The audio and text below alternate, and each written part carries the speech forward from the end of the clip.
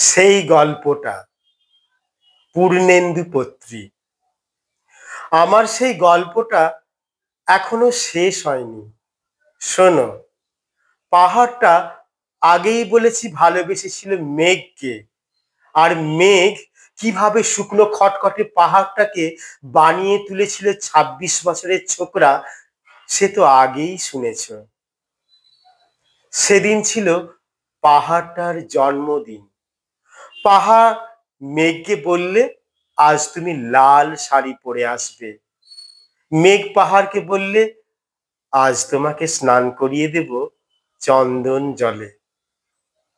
ভালোবাসলে নারীরা হয়ে যায় নরম নদী, পুরুষেরা জ্বলন্ত কাঠ। সেইভাবেই মেঘ ছিল পাহাড়ের আলিঙ্গনের আগুনে, পাহাড় ছিল মেঘের ঢেউ জলে। হঠাৎ আকাশ জুড়ে ঝড়ের জগঝম্প, ঝাঁকড়া চুল উড়িয়ে ছিনতাইয়ের ভঙ্গিতে ছুটে এলো এক ঝাঁক হাওয়া।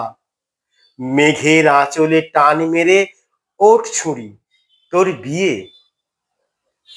এখনো শেষ হয়নি গল্পটা। বজ্রের সঙ্গে মেঘের বিয়েটা হয়ে গেল ঠিকই, কিন্তু পাহাড়কে সে কোনো দিনই ভুলতে পারল না।